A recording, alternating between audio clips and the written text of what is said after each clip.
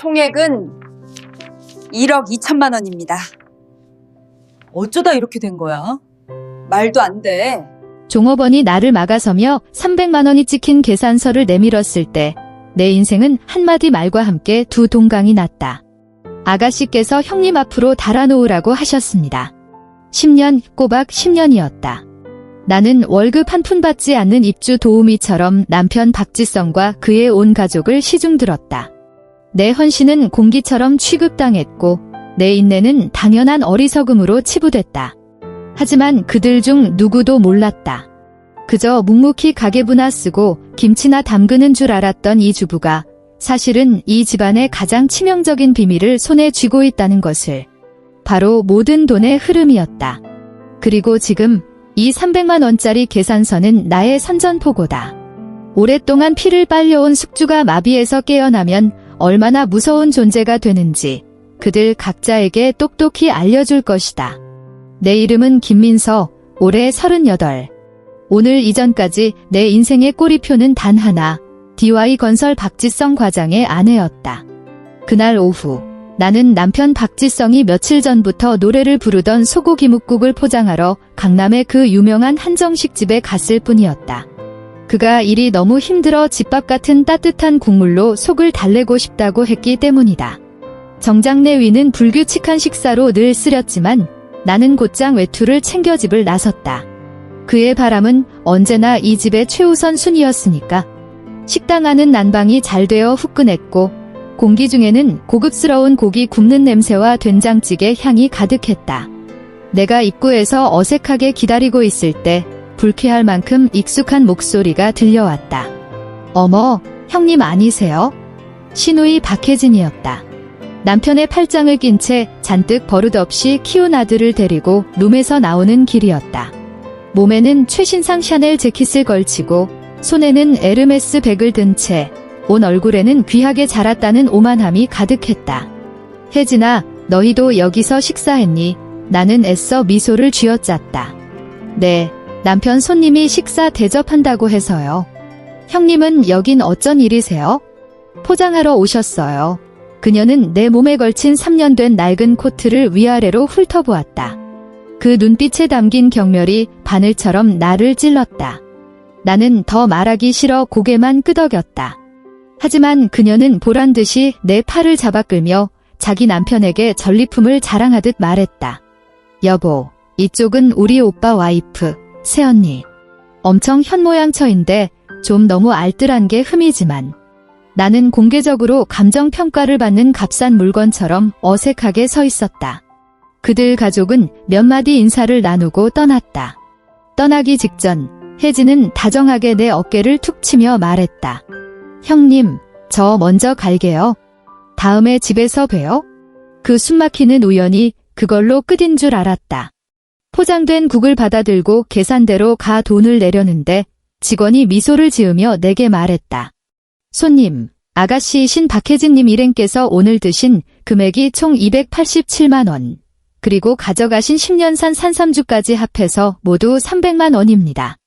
박지성 과장님 사모님이시니 형님 앞으로 바로 계산하면 된다고 하셨습니다. 맞으시죠?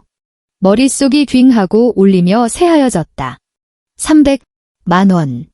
온몸에 피가 순식간에 머리로 쏠렸다가 이내 차갑게 식어 손끝이 저릿했다. 직원의 기계적인 미소를 보자온 세상이 터무니없는 코미디처럼 느껴졌다. 어떻게 감히? 어떻게 저렇게 당당할 수가 있지? 형님, 어차피 한 가족인데 뭐 우리 오빠 돈 잘 버니까 이 정도는 아무것도 아니잖아요. 혜진의 가벼운 목소리가 귓가에 맴도는 듯 했다. 나는 떨리는 손으로 지갑에서 가족 카드를 꺼냈다.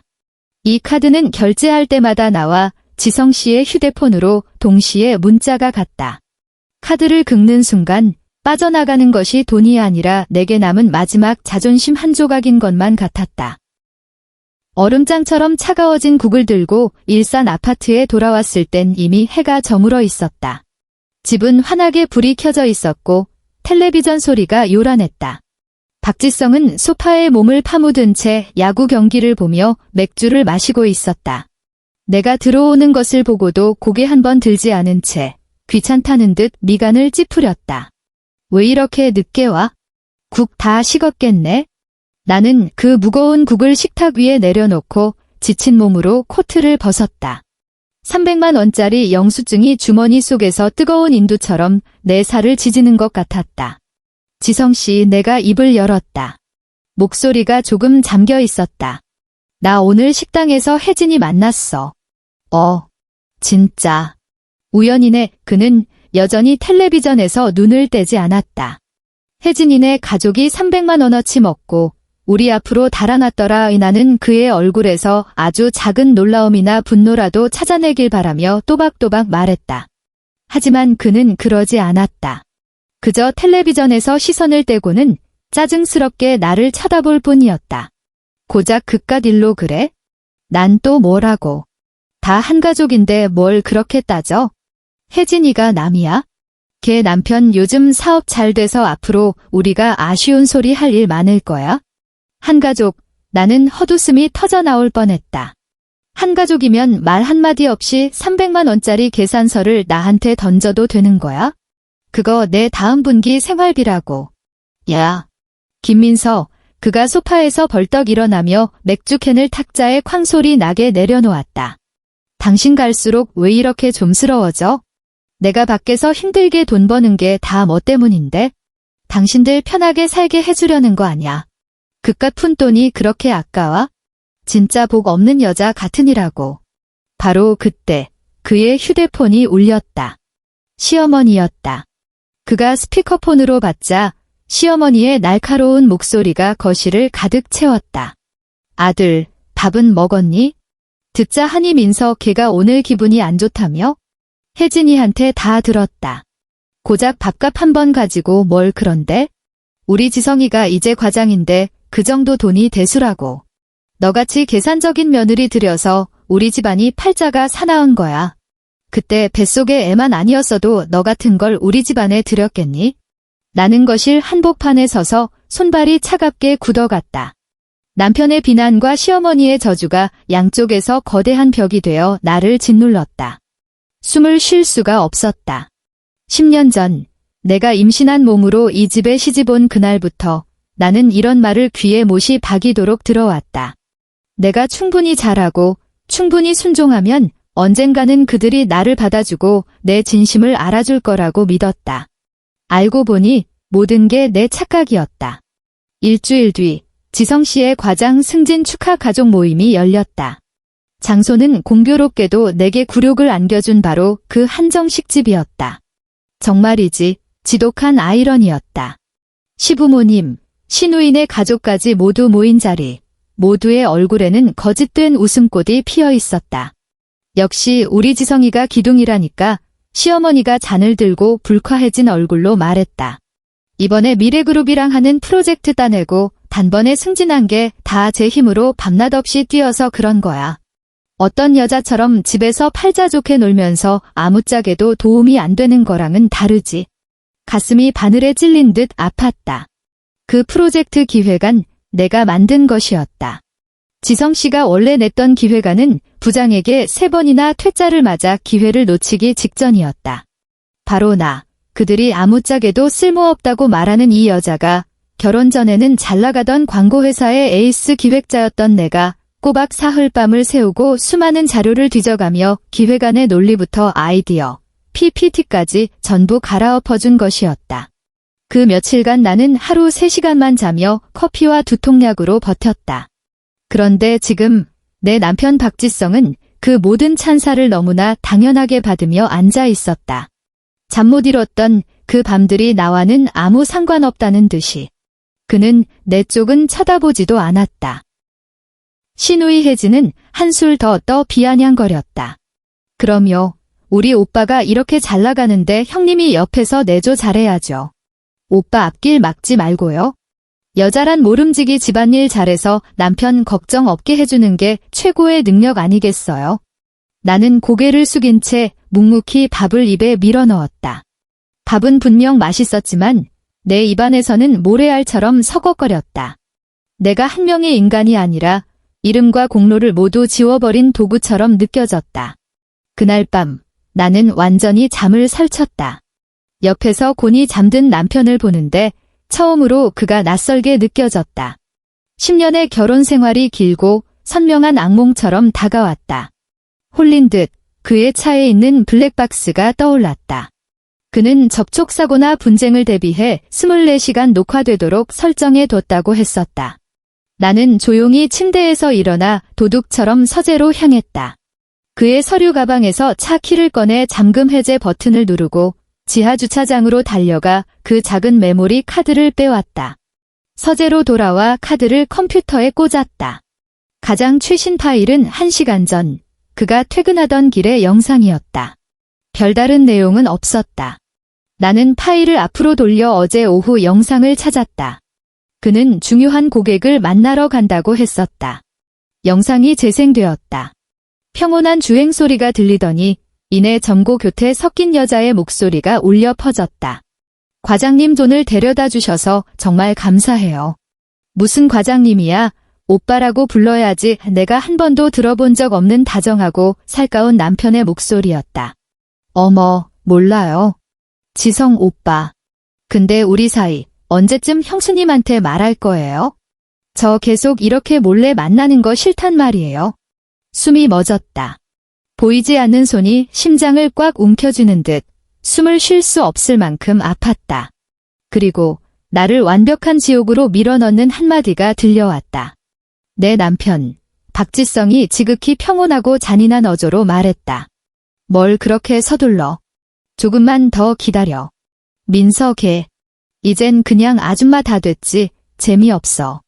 근데 뭐 집안 살림 하나는 기가 막히게 하니까 우리 엄마나 애각이 없으면 안 되거든. 그거 하나 보고 데리고 사는 거지. 아니었으면 진작에 이혼했어. 걱정 마. 애네 자리 좀 더 잡히면 적당한 핑계 대고 정리할 거니까? 정리할 거니까? 그 네 글자가 독을 바른 칼날이 되어 지난 10년간 내가 인내와 헌신으로 쌓아 올린 결혼이라는 환상을 정확하게 꿰뚫었다. 컴퓨터 화면의 불빛이 내 얼굴을 비췄지만 나는 어떤 온기도 느낄 수 없었다. 나는 그의 눈에 그저 기능 좋고 가성비 뛰어난 가사 도우미일 뿐이었다. 때가 되면 언제든 정리해 버릴 수 있는 낡은 물건. 그 순간 나는 울지 않았다. 눈물 같은 건 절대적인 배신 앞에서 너무나 사치스럽고 값싼 것이었다. 나는 그저 어둠 속에 조용히 앉아 심장이 조각조각 부서져 가루가 되는 것을 느꼈다. 10년이다. 김민서. 너 정말 바보였구나. 하지만 내일부터는 아닐 것이다.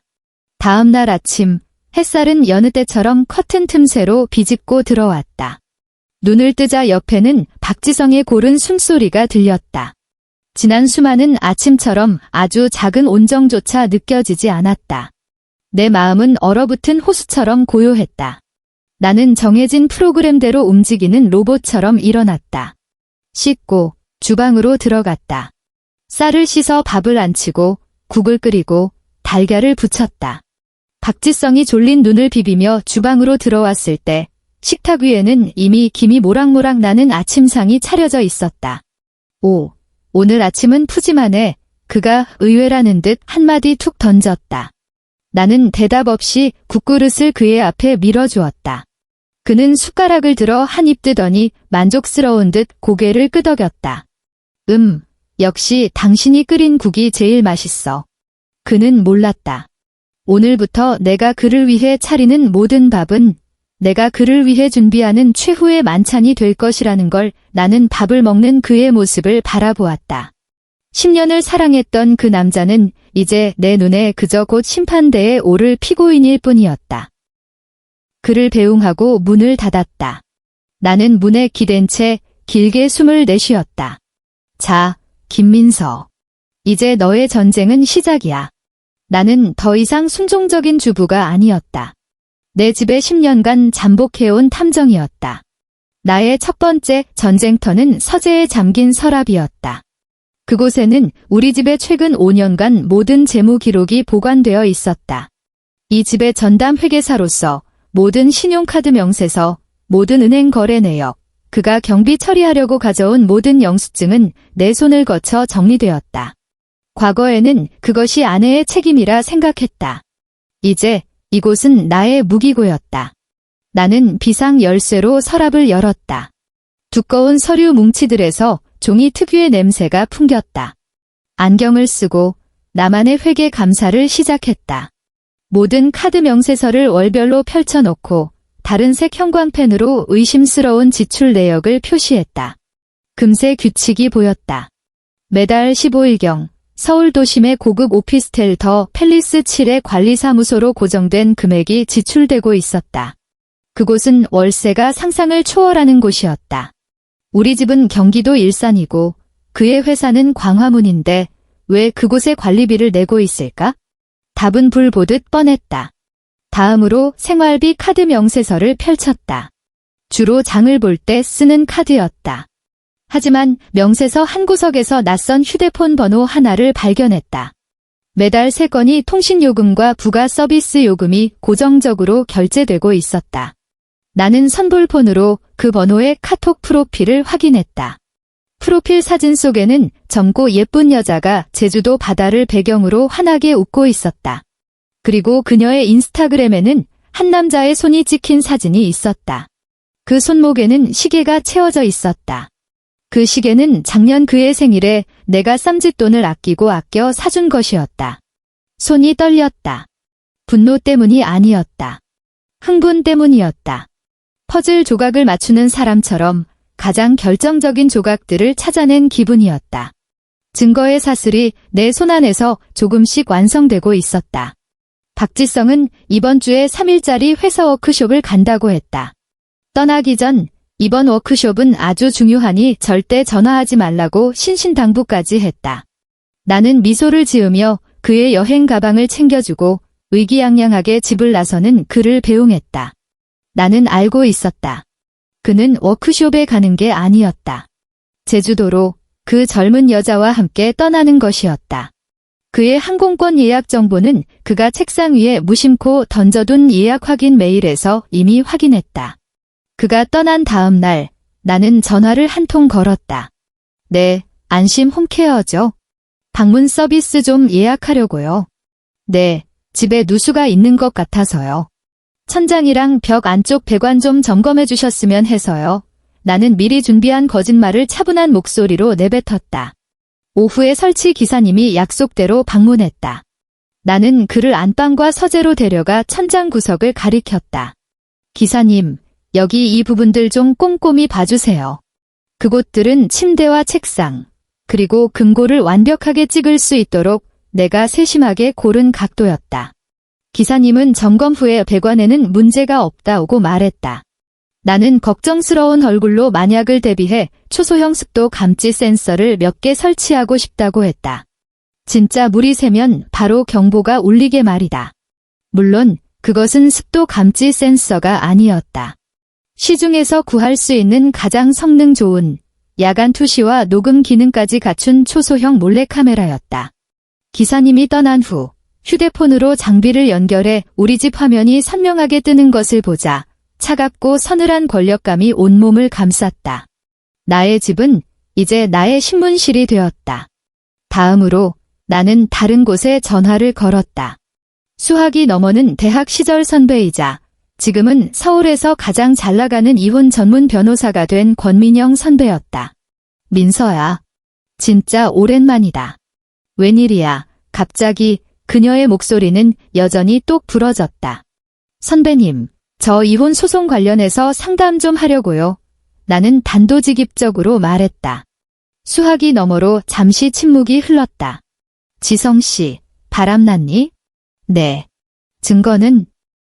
모으고 있어요. 카드 내역서, 계좌 이체 기록, 블랙박스 녹음 파일, 그리고 좀 더 직접적인 것들도요. 나는 휴대폰 화면에 떠있는 카메라 실시간 영상을 보며 담담하게 말했다. 잘했어. 민서야, 권 변호사의 목소리에 칭찬의 기색이 스쳤다. 이것만 기억해. 지난 10년간 내가 전업주부로서 한 가사노동은 법적으로 부부 공동재산 형성에 대한 기여로 충분히 인정받을 수 있어.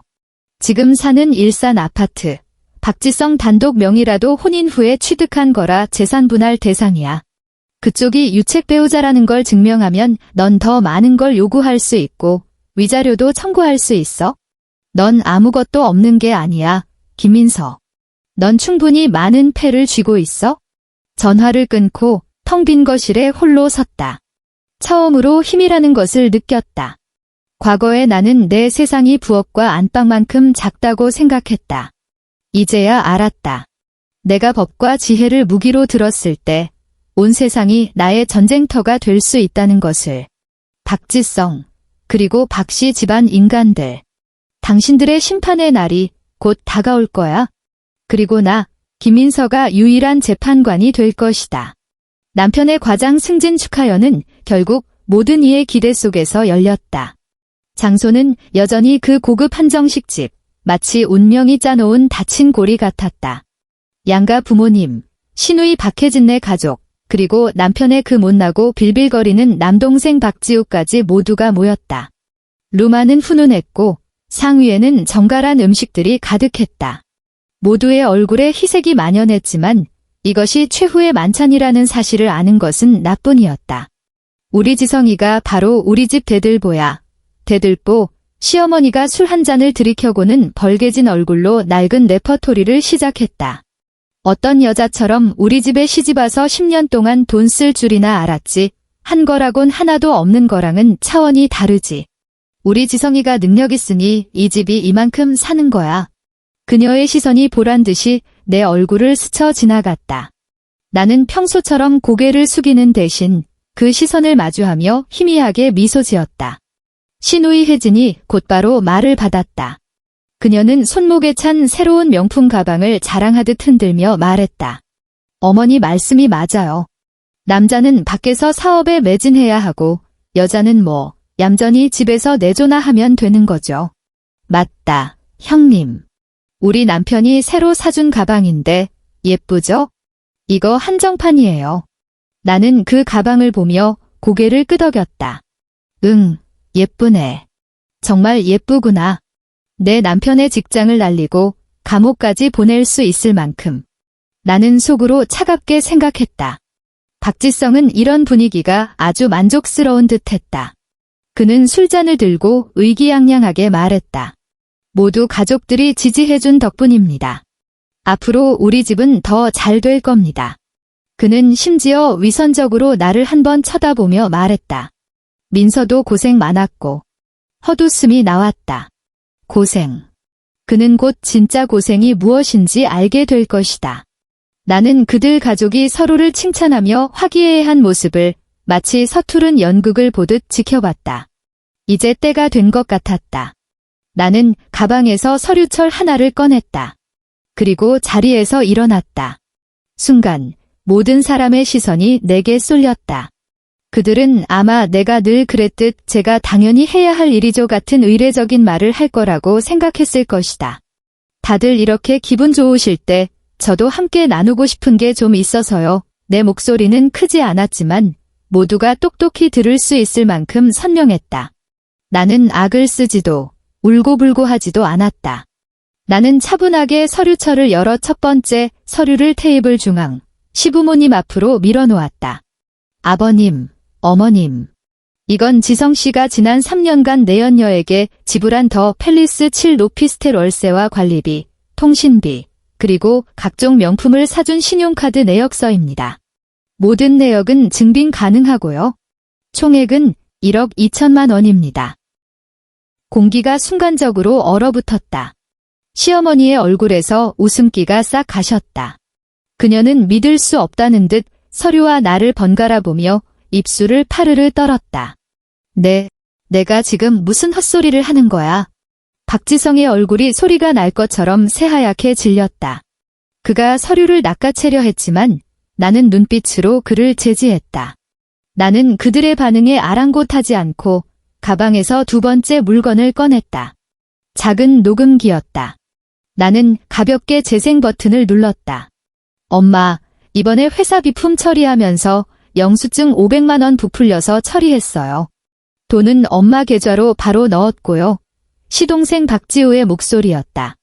곧이어 시어머니의 날카롭고 탐욕스러운 목소리가 이어졌다. 잘했다. 그렇게 하는 거야.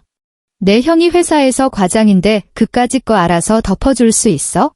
그 돈으로 주식해 벌면 7대 3으로 나누고 이르면 형이 메꾸면 되지 뭐. 걘 돈 많으니까. 조용한 룸 안에 녹음된 목소리가 울려 퍼졌다. 한 글자 한 글자가 시어머니와 시동생의 뺨을 후려치는 소리 큰 따귀 같았다. 시어머니의 얼굴은 시뻘겋게 달아올랐다가 이내 시꺼멓게 변했고 구석에 웅크리고 있던 박지우는 의자에서 미끄러질 뻔했다. 박지성이 벌떡 일어나 나를 향해 손가락질했다. 그의 목소리는 공포로 심하게 떨리고 있었다. 김민서, 너 미쳤어.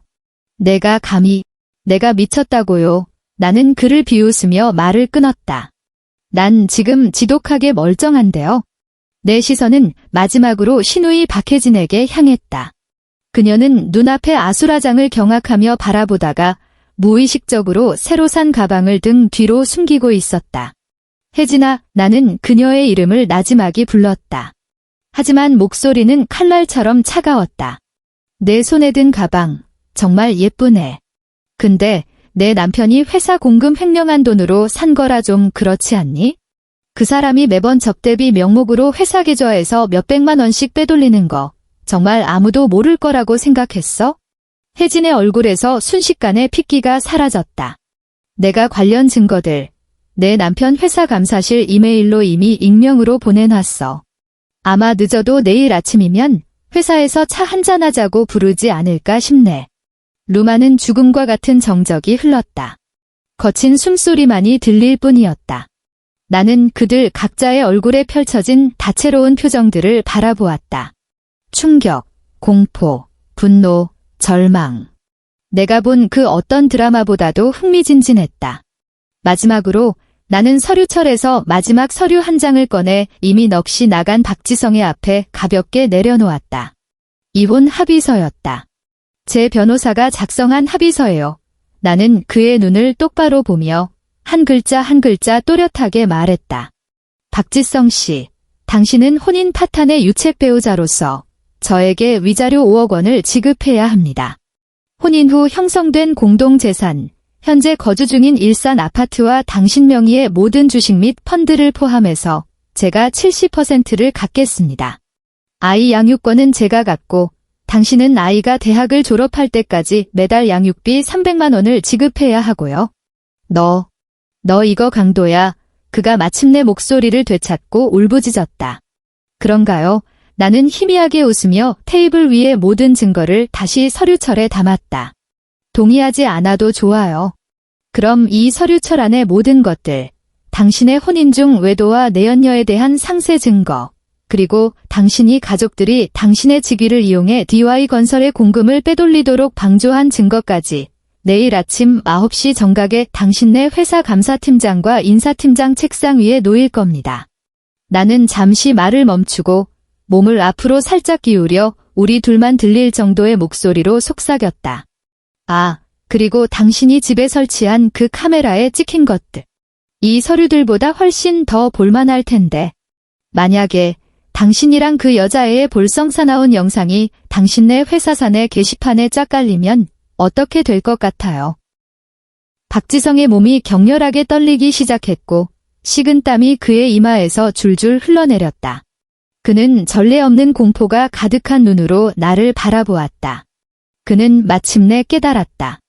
눈앞의 이 여자는 더 이상 그가 마음대로 주무를 수 있는 순한 아내가 아니라는 것을. 나는 몸을 바로 세우고 한때 나를 질식시켰던 이 가족들을 한 바퀴 쓱 둘러보았다. 생각할 시간, 사흘 드릴게요. 제 변호사가 연락 기다릴 겁니다. 그 말을 끝으로 나는 가방을 챙겨 들고 그들을 다시는 돌아보지 않은 채 지옥 같은 룸을 걸어 나왔다. 문을 당겨 닫고 등 뒤의 혼란과 비명을 완벽하게 차단했을 때 나는 지난 10년 만에 처음으로 진정한 자유의 공기를 호흡하는 것을 느꼈다. 그 식당에서 나온 후 내 세상은 고요해졌다. 가장 먼저 무너진 것은 시댁이었다. 그들은 미친 듯이 내게 전화를 걸고 문자를 보냈다. 처음에는 저주였다. 이 독한 년, 천벌 받을 거라는. 그 다음은 협박이었다. 나를 사회에서 매장해 버리겠다는. 그리고 마지막에는 눈물 섞인 애원으로 바뀌었다. 민서야, 제발 부탁이다. 애를 봐서라도 우리 좀 살려줘. 절망과 공포에 질린 박지성의 목소리였다. 형님, 제가 잘못했어요. 정말 잘못했어요. 가방 다 팔고 돈 다 갚을게요. 제발 그 메일 좀 취소해주세요. 우리 남편 잘리면 우리 식구 다 길바닥에 나앉아요. 박혜진의 울음 섞인 애원이었다. 나는 어떤 문자에도 답장하지 않았고 어떤 전화도 받지 않았다. 그저 그들 모두의 번호를 하나씩 차분하게 차단 목록으로 옮겼다. 이것이 권 변호사가 내게 가르쳐준 첫 번째 교훈이었다. 과제의 분리. 그들의 인생은 내가 이혼을 결심한 순간부터 내 인생과 완전히 분리되었다. 그들이 저지른 난장판은 그들 스스로 치워야 할 몫이었고 나와는 아무런 상관이 없었다. 일주일 후 소식들이 하나둘 들려왔다. 박지성은 심각한 개인 품행 문제와 관리 감독 소홀을 이유로 회사에서 직위해제 및 감사를 받게 되었다. 승진은 당연히 물거품이 되었고 곧 강등 조치가 내려올 것이라고 했다. 그의 회사에서의 커리어는 사실상 끝장이 났다. 시동생 박지우는 업무상 횡령 및 사문서 위조 혐의로 액수가 커서 경찰에 입건되었다. 그를 기다리는 것은 법의 심판이었다. 신우이 박혜진의 남편은 회사 감사팀의 조사 끝에 공금 횡령 사실이 모두 밝혀져 즉시 해고당했을 뿐 아니라 회사의 고소와 거액의 손해배상 청구에 직면하게 되었다. 혜진이 가진 명품 가방과 보석을 전부 팔아 겨우 일부를 메꿨다는 소문이 들렸다. 박 씨 집안은 하룻밤 사이에 그럴듯해 보이던 중산층 가정에서 완벽한 진흙탕으로 굴러떨어졌다. 그리고 나는 권 변호사의 도움을 받아 신속하게 이혼 절차를 마무리했다. 그를 사회적으로 매장시킬 수 있는 확실한 증거들 앞에서 박지성은 어떤 흥정도 할 수 없었다. 그는 거의 부들부들 떨면서 이혼 합의서에 도장을 찍었다. 나는 내가 받아야 할 모든 것을 순조롭게 받아냈다. 10년에 질식할 것 같던 기억이 가득한 일산의 아파트는 온전히 내 소유가 되었다. 그 외에도 상당한 액수의 위자료를 받아 나와 아이가 앞으로 오랫동안 걱정 없이 살 수 있는 기반을 마련했다. 등기권리증을 받은 날, 내가 가장 먼저 한 일은 부동산에 연락해 시세보다 5% 낮은 가격으로 급매를 요청한 것이었다. 나는 단 하루도 그 집에 더 머물고 싶지 않았다. 그곳의 모든 공간에는 내 10년의 피와 눈물이 스며 있었다. 이삿날, 나는 집안의 거의 모든 것을 버렸다. 박지성이 쓰던 그릇, 그가 자던 침대, 그가 입던 옷, 심지어 거실에 걸려있던 커다란 결혼사진까지. 나는 그것들을 하나하나 쓰레기 봉투에 담아 아파트 쓰레기장에 버렸다. 물건을 하나씩 버릴 때마다 마음을 짓누르던 족쇄가 한 칸씩 풀리는 기분이었다. 마지막으로 나는 아이의 물건들과 내 책 몇 상자만 챙겨 나왔다. 집은 금방 팔렸다. 새로운 집주인에게 열쇠를 넘겨주고 내가 10년을 살았던 그곳을 등지고 돌아설 때 나는 한치의 미련도 없었다. 나는 집을 판 돈과 위자료를 합쳐 서울 시내의 아늑한 아파트를 얻었고 젊은이들이 모이는 연남동의 작은 사무실을 하나 계약했다. 연남동은 활기와 예술적인 분위기로 가득했다. 곳곳에 예쁜 카페와 독립서점, 디자이너들의 작은 가게들이 있었다. 사무실 통유리창으로 햇살이 쏟아져 들어와 텅 빈 원목 바닥을 비추었다. 따뜻하고 환했다. 이곳에는 억압적인 공기도 비난과 욕설도 없었다. 오직 무한한 가능성만이 존재했다. 나는 나의 옛 경력을 다시 꺼내 들었다. 작은 개인 브랜드 컨설팅 스튜디오를 차린 것이다. 광고회사 시절의 옛 동료와 클라이언트들에게 연락해 기획자 김민서가 돌아왔다고 알렸다. 스튜디오를 연 날 나는 어떤 개업식도 어떤 손님 초대도 하지 않았다. 저녁 무렵 아이를 잠시 친정에 맡기고 혼자 텅 빈 사무실로 돌아왔다. 나는 상자에서 와인잔 하나를 꺼내고 레드와인 한 병을 따서 스스로에게 가득 따랐다. 나는 와인잔을 들어 올려 창밖으로 펼쳐진 서울의 찬란한 야경을 향해 그리고 유리창에 비친 낯설지만 지독하게 현실적인 내 자신을 향해 나지막이 말했다. 수고했어, 김민서야.